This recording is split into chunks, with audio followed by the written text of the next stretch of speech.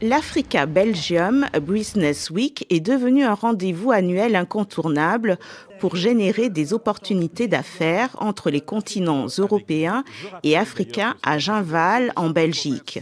De nombreux ateliers et focus, durant lesquels officiels et experts sont intervenus. Focus République togolaise, Centrafrique, grands entrepreneurs africains ou villes d'Afrique, ateliers femmes entrepreneurs, douane, province de la République démocratique du Congo. Autant de fenêtres de partage d'expertise et d'expérience pour favoriser des rencontres B2B. Le Togo, pays à l'honneur pour cette 4e édition, ne regrette pas son expérience. Son ambition, démontrer l'attractivité du Togo en tant que pays où il fait bon d'investir. L'objectif premier pour le Togo, c'est que les opérateurs économiques belges et européens en général puissent savoir qu'il y a un pays qui s'appelle le Togo, bien qu'il soit petit, qui a plusieurs opportunités, plusieurs choses que les Européens et en particulier les Belges peuvent faire avec le Togo. Donc c'est le premier objectif.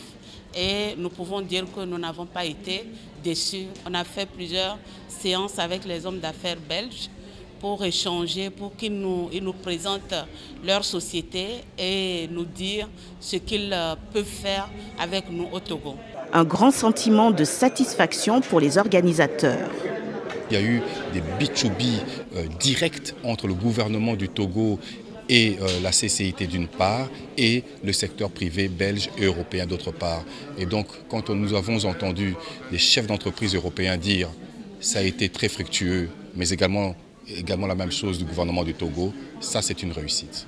Pendant 2 jours, les participants ont enchaîné panels et plusieurs travaux en atelier. La délégation togolaise, quant à elle, n'a pas perdu du temps. Plusieurs investisseurs et partenaires se sont succédés pour leur proposer des affaires. Les candidats avaient 5 à 7 minutes pour convaincre l'équipe de la ministre du Commerce. Nous venons de rencontrer la délégation togolaise. On leur a un petit peu expliqué ce qu'on avait comme projet pour l'instant sur le Togo, avec un système qui vise à fournir l'électricité à plus de 200 villageois. On leur a un petit peu montré tout ce qu'on avait fait comme choix technique. On leur a expliqué ce que notre société pouvait amener comme plus-value, je pense, dans ce genre de projet. Ils ont été plutôt intéressés, je dirais même très intéressés.